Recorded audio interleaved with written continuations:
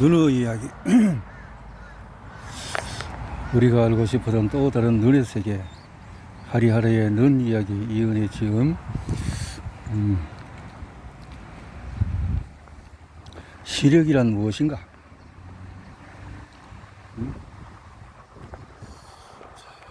여기는 아이가 있는 집이면 자주 벌어지는 일 중에서 하나가 TV를 둘러싼 갈등이다.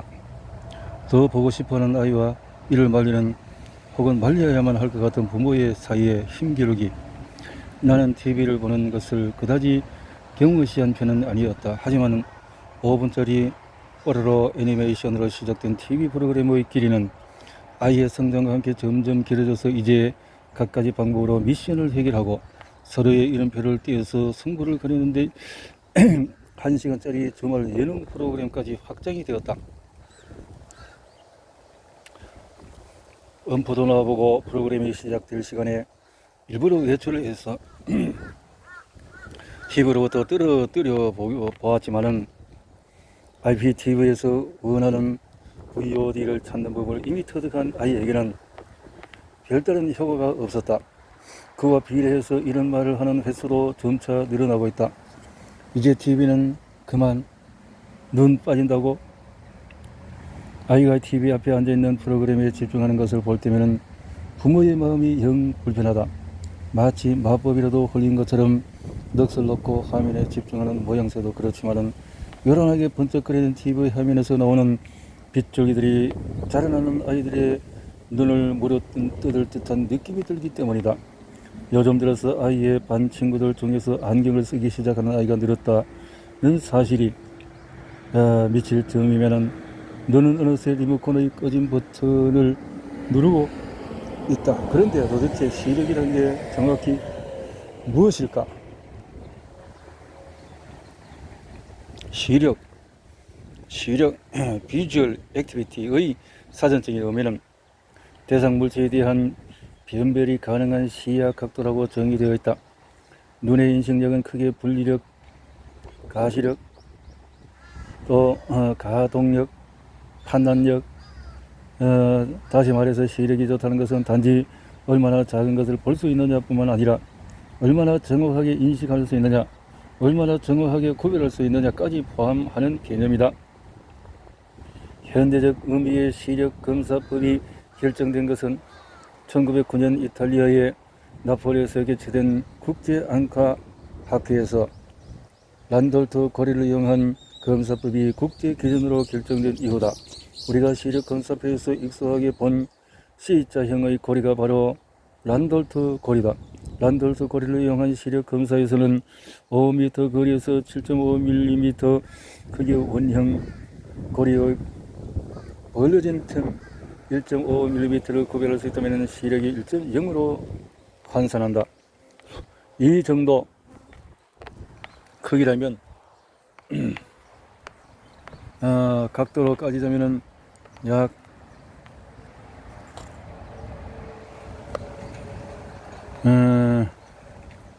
이렇게 할 수 있다. 이렇게 시력을 측정하는 방법은 구별 가능한 최소 각도의 역으로 나타낸다. 하지만 다시 말해서 이렇게 구별한다는 거죠.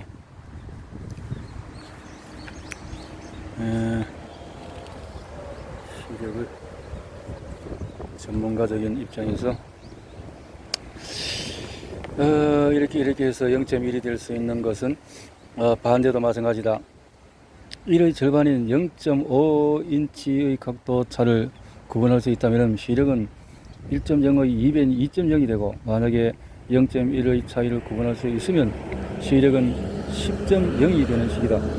일반적으로 시력 검사표에서 2.0까지만 나와 있기 때문에 시력이 가장 좋아도 2.0은 넘지 않는다고 생각할 수 있지만 실제로는 이보다 더 눈이 좋은 사람도 있다.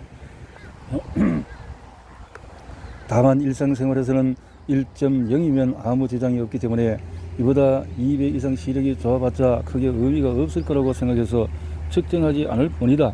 실제로 16세기 덴마크 천문학자 티코 브라헤의 경우에 뛰어난 시력 덕분에 맨눈으로 매우 정교한 천문 관측을 한 것으로 유명하다. 그가 남긴 천문도를 조사한 학자들은 티코 브라이어는 무려 5인치의 미세한 차이도 식별이 가능했을 것으로 결론을 내렸다. 5인치는 1인치의 8분의 1이니 이를 환산하면 티코 브라이어의 시력은 무려 8.0이라는 의미이다. 티코 브라이어는 그야말로 천문학자가 되는데 최적의 신체 조건을 가지고 태어난 셈이다. 수학의 천부적인 재능을 지닌 그의 제자 요하네스 케플러가 어린 시절 알았던 천년도의 후유증으로 시력 손상을 입어 계열대로 움직임을 읽어내기가 어려웠던 것에 비한다면 말이다.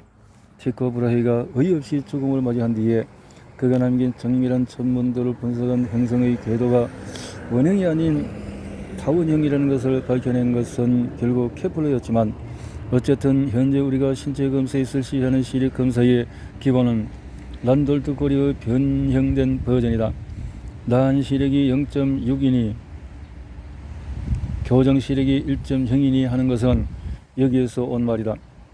란돌트의 고리 시력 검사표에서 음수 개념이 없다. 아무것도 구별할 수 없는 실명 상태가 0이니 말이다. 흔히 말하는 시력이 마이너스라는 개념은 대부분 시력 교정용 안경의 디옵트를 의미하는 말이다.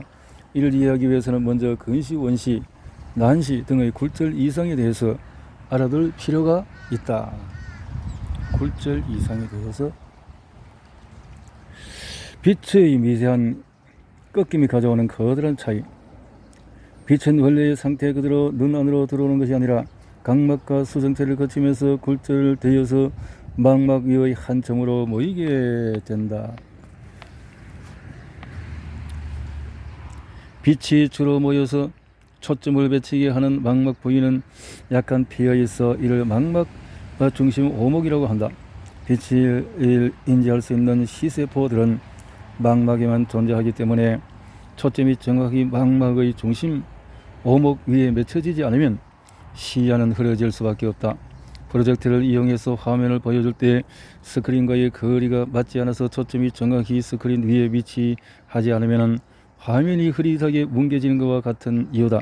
그래서 초점이 망막에 정확히 맺히는 것을 정시라하고, 빛이 너무 급격하게 꺾여서 초점이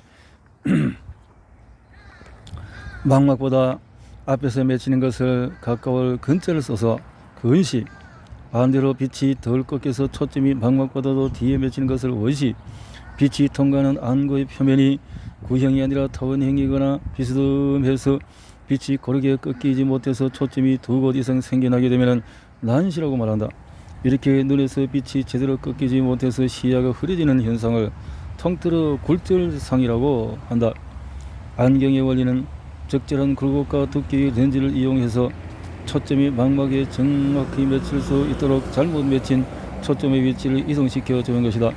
일반적으로 현시의 경우에 빛이 지나치게 많이 꺾이는 것이 문제이므로 상대적으로 빛을 바깥쪽으로 굴절시키는 능력을 가진 오목 렌즈를 이용해서 초점을 뒤로 밀고, 반대인 원시의 경우에 빛을 안쪽으로 굴절시키는 블록 렌즈를 이용해서 초점을 앞으로 잡아당겨서 교정한다.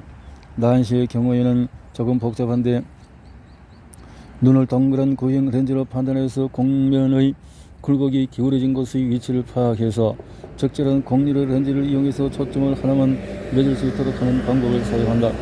안경을 만드는 렌즈는 평평하지 않고 안쪽이든 바깥쪽이든 곡면을 이룬다. 이때 등장하는 단위가 디옵트. 디옵트란 렌즈가 빛을 얼마나 큰 각도로 굴절시키는지를 의미하는 굴절력의 단위이다. 디옵트의 숫자가 클수록 빛은 안쪽으로 더 크게 굴절되어 초점 거리가 앞으로 당겨진다. 기본적으로 빛이 그대로 투과하는 평평한 유리판의 디옵트는 0이다. 반면에 빛이 안쪽으로 꺾이는 볼록 렌즈는 디옵트 값이 플러스로 나오게 마련이고, 빛을 바깥쪽으로 굴절시키는 오목 렌즈는 디옵트 값이 마이너스다. 이렇게 굴절 이상을 바로잡는 원리가 1번은 근시, 2번은 원시, 3번은 난시다 이 말이죠.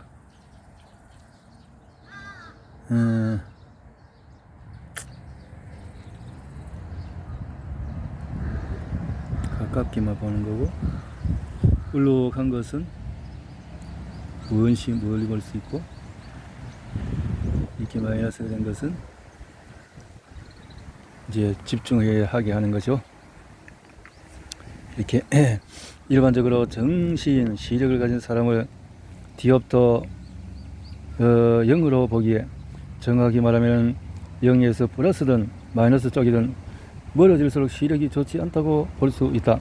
즉 시력이 마이너스라서 나쁜 게 아니라 마이너스 값이 클수록 눈이 나쁘다는 뜻이 된다. 반대로 플러스 값이 커도 원시가 심하다는 뜻이니 역시 눈이 나쁜 것이 된다. 일반적으로 안과에서는 근시의 경우에 렌즈의 디옵터 값이 마이너스 3.00 이하면 경도 근시 등등 마이너스 이렇게 초고도 근시로 판단한다. 원시 역시도 마이너스면 될 뿐 교정을 위한 렌즈의 곡률이 커지는 만큼 원시가 심한 것으로 본다 등등. 늙어가는 눈과 약한 눈이라.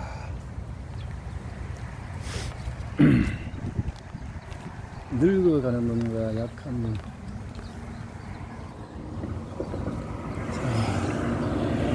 고등학교 때였던가 어느 날부터 아빠는 눈이 침침하다며 신문을 더 멀찍이 떨어뜨려 보기 시작했다. 당시에는 그것이 이해가 되지 않았다. 가까운 것이 안 보이는데 일부러 더 멀리 떨어뜨리는 거지? 가까운 것이 먼 것보다 더 잘 보이는 게 당연한 거야 아냐?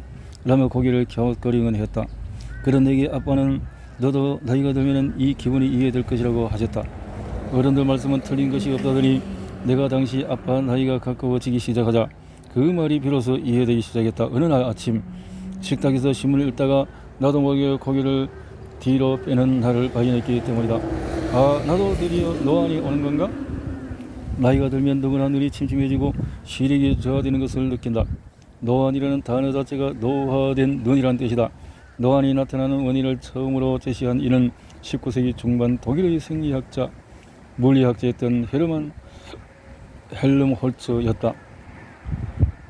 그는 노안을 나이에 따른 노화의 결과로 소정체가 탄력성을 잃고 소정체를 잡아당기는 근육 모양체도 탄력성을 잃어서 거리에 따라서 소정체의 두께 조절이 잘 되지 않아서 나타나는 결과로 해석을 했고 이는 오랫동안 정설로 받아들여졌다. 하지만 20세기 후반 미국의 안과의사 로널드 샤카는 나이가 들면서 수정체가 점점 커지는 것이 근본적인 문제라고 주장하면서 수정체 탄생 저하론의 반기를 들었다. 수정체가 탄생을 잃어서 딱딱해지든 점점 커지든 어쨌든 이는 나이에 비해서 일어난다. 노안 교정 안경이 볼록 렌즈로 만들어진 돋보기 안경인 이유가 여기에 있다. 노안은 원시와 종종 혼동되곤 하는데 원시는 나이에 상관없이 나타나지만 노안은 나이와 분명히 상관이 있다는 차이가 있다. 다만 증상이 원시와 비슷하기에 원래부터 원시가 있거나 정시였던 사람은 노안으로 인한 골절 이상이 더 크고 급격하게 느껴질 수가 있지만 근시가 있던 사람의 경우에는 상대적으로 노안으로 인해 불편함이 덜하며 오히려 골절률이 작아지면서 이전보다 눈이 더 좋아졌다고 느끼는 경우도 있다. 흔한 속설로 젊을 적에 눈이 좋은 사람은 노안이 빨리 오고 눈이 나빴던 사람은 노안이 늦게 온다고 하는 이유가 이 때문이다. 노안이 오면은 골절률이 작아지고 이때쯤이면은 노화의 또 다른 결과를 또 백내장 같은 다른 증상들이 생겨날 수가 있어 눈이 침침해지면 시력이 약해졌다고 느끼게 된다. 하지만 약한 시력이라는 뜻의 약시는 노안과 다른 개념이다. 약시란 한쪽 또는 양쪽 눈의 시력이 낮게 나타나는 증상을 아우르는 단어로 일반적으로 전체 인구의 1에서 5%에서 약시가 나타난다는 보고가 있다. 약시는 주로 어린 시절에 나타나는데 교정하지 않고 그대로 방치하면 정기적으로 시력에 영향을 미칠 수가 있다. 선천성 백내장, 사시로 인한 시각 불일치, 부동시 등이 약시를 일으키는 주요 원인으로 꼽힌다. 선천적으로 백내장을 가지고 태어난 아이들은 아예 눈의 장벽을 가지고 태어난 셈이므로 시력 발달에 문제가 생기는 것은 당연해 보인다. 하지만 어린아이에게서 약시의 주요 원인으로 꼽히는 것은 주로 사시와 부동시로 알려져 있다. 사시는 두 눈의 시선 방향이 일치하지 않는 현상, 사람 원인은 이중 이미지를 싫어하기 때문에 사시를 가지는 경우에 한쪽 눈으로만 세상을 보게 된다. 이때 특정한 눈의 눈만을 이용해서 세상을 보는데 익숙해지면 다른 한쪽 눈은 사용하지 않게 되고 그 결과 다른 눈의 시력은 제대로 발달할 기회를 갖지 못할 수도 있다. 비슷한 이유로 양쪽 눈의 시력이 차이가 나는 부동시의 경우에도 잘 보이는 눈만으로 주로 보는 버릇이 생겨 그렇잖아도 잘 안 보이는 눈은 더욱 더 발달할 기회를 놓쳐서 나빠질 수가 있다. 신생아는 심한 원시 상태로 태어나며 만 3세쯤 되어야 정상 시력이 형성이 되고 어른과 같은 시각 반사 기능을 갖추려면 만 8세가 되어야 한다. 즉 시력은 처음부터 타고나는 것이 아니라 서서히 형성되어 가는 것에 가깝다. 그런데 이 과정에서 문제가 생긴다면 시력을 제대로 형성하지 못하게 된다. 우리 몸은 냉정하고 정직해서 적당히 자극을 주면 자극을 받은 만큼 노련하고 기민해지지만 자극을 주지 않고 내버려두면 스스로를 쓸모없는 존재라고 생각하고 위축되거나 퇴화되는 경우가 종종 있는데 눈이 대표적인 경우다. TV를 많이 보면 과연 눈이 나빠질까?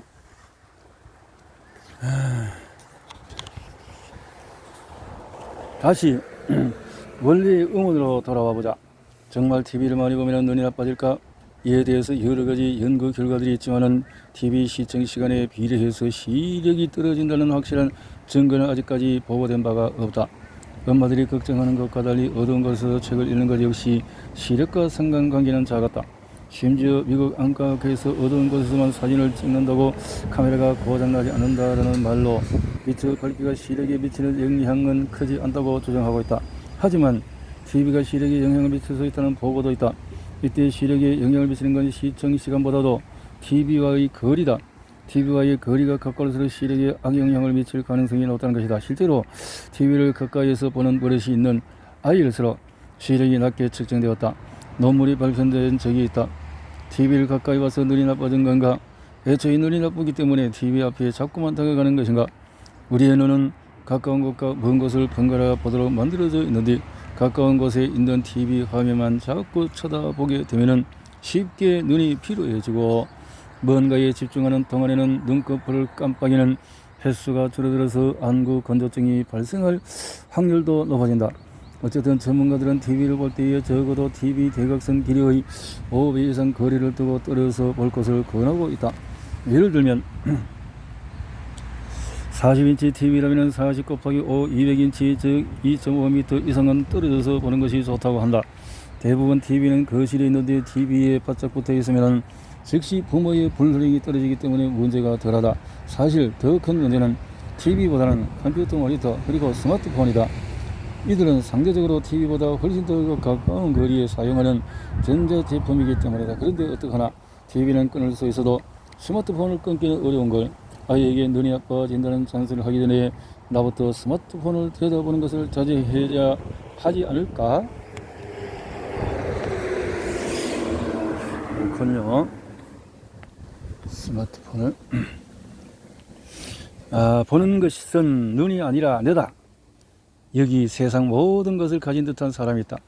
가족들의 사랑과 친구들의 우정 속에서 자라 적성에 맞는 일을 하면 적절한 보상과 사회적인 지위를 누리는 사람 말이다. 물론 이런 사람에게 다정한 연인이나 배우자가 없을 리 없다. 그런데 완벽한 삶의 균열이 가해진다.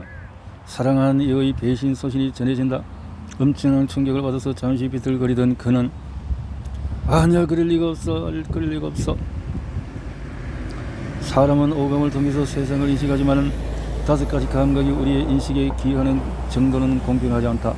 사람의 감각 중에서 가장 많은 역할을 하는 것은 시각으로 사람이 습득하는 정보의 80%는 오로지 시각에 의존한 정보들이다.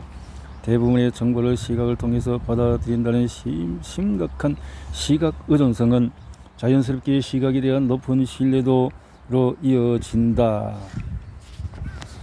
그죠? 시각의 인지 경로는 우리는 어떤 경로를 통해서 세상을 보는 걸까? 우리는 눈으로 세상을 본다. 우리의 신체는 눈만의 유일한 빛. 흥미로운 구조는 눈에서 시각 피질로 정보가 전달되는 통로. 시신경의 분포 형태다. 눈은 2개이므로 여기서 나오는 시신경의 다발도 당연히 둘이다. 그런데 이 2개의 신경 다발은 눈에서 나온 그대로 내려 들어가는 것이 아니라 중간에 하나로 합쳐진다.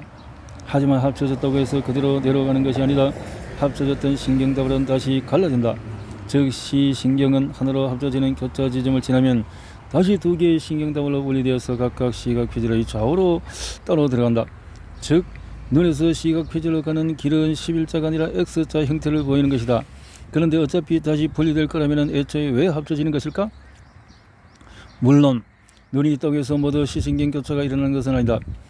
신경의 X자 트위스터는 개구리를 비롯해서 파충류와 저류, 포유류와 사람, 척추동물의 뇌에서만 나타나는 현상이다. 하지만 개구리와 사람의 시신경 교차는 다른 의미를 갖는다.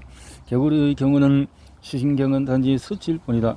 왼쪽 눈에서 들어오는 정보는 몬딱 오른쪽 시각 퀴질로, 오른쪽에서 들어오는 정보는 몬딱 왼쪽 시각 퀴질로 들어갈 뿐이기에 시신경의 교차가 그다지 큰 의미를 가지지 않는다. 다만 눈과 시각 표질을 잇는 시신경의 길이가 더 길어질 뿐이다. 이런 매우 비효율적인 구조로 보인다. 직선으로 가면 더 빠른 길을 왜 굳이 돌아가는 것일까? 여기서 생물의 신비가 모습을 드러낸다.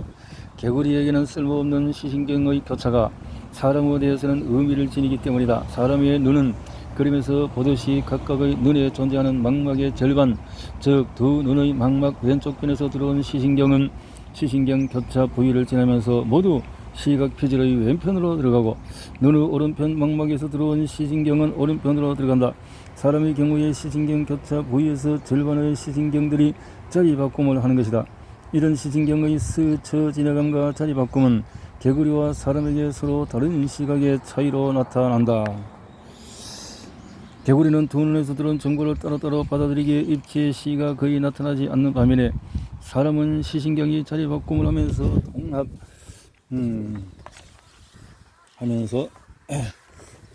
통합